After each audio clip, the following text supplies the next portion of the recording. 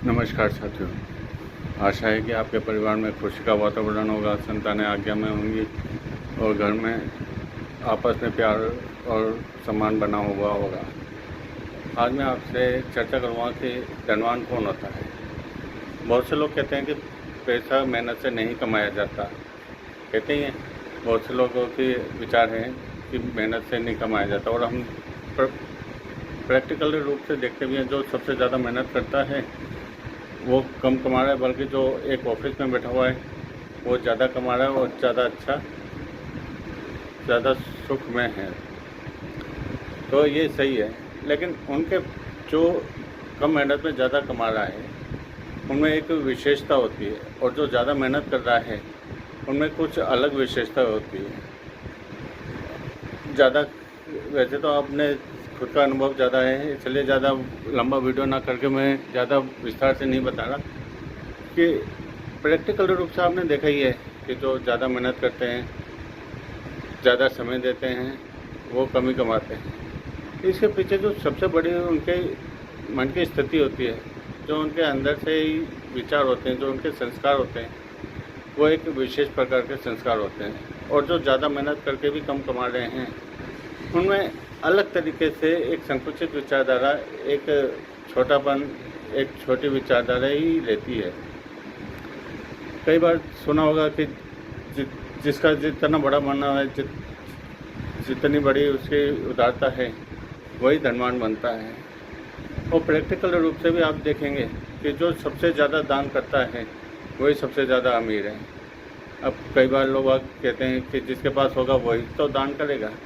ये भी बात सही है, जिसके पास होगा वही तो देगा, जिसके पास नहीं है तो वो कहाँ से देगा। लेकिन यहाँ पे एक चीज़ समझनी बहुत ज़रूरी है कि ये प्रकृति का नियम है, ये एक नेचर का नियम है, लॉ ऑफ नेचर है कि आप जो दोगे प्रकृति आपको उसका 100 गुना बढ़ा के ही देगी। ऐसा नहीं है कि वो प्रकृति आपसे लेके खुद दबा के बैठ जाएगी। प्रकृति को आप जितना दोगे उतना ही वो लौटा के देगी। यहाँ पे बहुत से लोग मेरी बात से सहमत नहीं होंगे। अब उनको उदाहरण देके समझाना पड़ेगा कि किस तरीके से प्रकृति 100 गुना करके देती है। जब एक किसान एक मुट्ठी अनाज खेत में डालता है तो कितना अनाज वापस आता है ये आप देखते हो। तो प्रकृति ने उस किसान को दिया है ना, कितने बोरे भर के अनाज वापस दिया है। यही प्रकृति का नियम है, जो आप दोगे वही काटोगे, जो बोओगे वही काटोगे, जो दोगे वही पाओगे। इसलिए कई ज्योतिषी ये भी कहते हैं कि जिसको जो चाहिए वो दान करें, जिसको धन चाहिए वो धन दान करे, जिसको कपड़ा चाहिए वो कपड़ा दान करें, जिसको मकान चाहिए वह ईंट या सीमेंट या रेत वगैरह कहीं मंदिर में दान करें। तो ये चीज़ें होती है। तो जिसका जितना बड़ा मन होता है, जो जितना ज़्यादा उदार होता है, वही त्याग कर सकता है, उसी में त्याग की भावना होती है। और जिसके मन में थोड़ी सी संकुचित भावना होती है, संकुचित विचारधारा होती है, तो वो कभी भी ज़्यादा धनवान नहीं बन पाता, उसको मेहनत ही करनी पड़ेगी। अब आप देखते होंगे जो एक मजदूर है या जो और लोग हैं जो आर्थिक रूप से बहुत कमज़ोर हैं, उनको अक्सर आपने देखा होगा 10 रुपये 20 रुपये के लिए वो झिकझिकबाजी, लड़ाई झगड़ा, बदजुबान होते जाते हैं। और वो मात्र 10 रुपये के लिए इतना झगड़ा करते हैं, इतने बदतमीजी करते हैं, इतना समय बर्बाद करते हैं कि कुछ पूछो मत। आसपास के लोग भी डिस्टर्ब होते हैं। जबकि बड़े लोगों को आपने देखा होगा कि वो 10-10, 20-20 हज़ार का लॉस हो जाए, 1 लाख का लॉस हो जाए तो भी कोई दिक्कत नहीं, वो शांत रहते हैं, अपने मन को शांत रखते हैं, अपने दिमाग को शांत रखते हैं और आगे की योजना बना रहे होते हैं। तो ज़रूरी नहीं है कि अपन को ज़्यादा दान करना है या ज़्यादा कुछ देना है।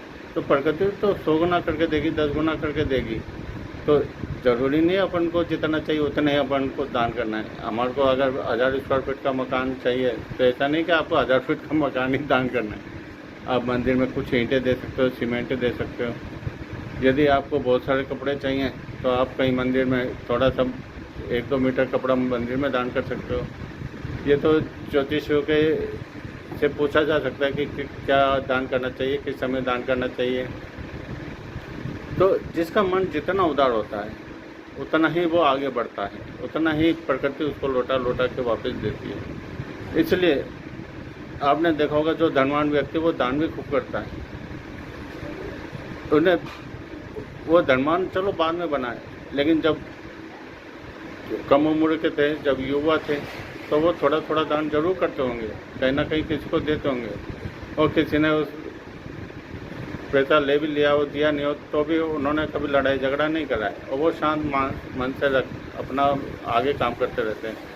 और किसी ने पैसा खा भी लिया तो उसके प्रति कोई दुर्भावना नहीं रखते हैं। ऐसा उदार मन लेके वो चलने वाले होते हैं। जितने भी धनवान लोग हैं, जितने भी बड़े लोग हैं, जितने भी जीवन में सफल लोग हैं, वो सब एक उदारता लेके चलते हैं। उनमें अंदर से ही एक संस्कार ऐसे होते हैं कि मन उदार होता ही है। वो छोटे छोटे नुकसान से कभी विचलित नहीं होते, कभी मन को अशांत नहीं करते, कभी अपने आप को नियंत्रण से बाहर नहीं होने देते। उनका अपने काम पे, अपने लक्ष्य पे हमेशा फोकस बना रहता है। आज इतना ही, धन्यवाद।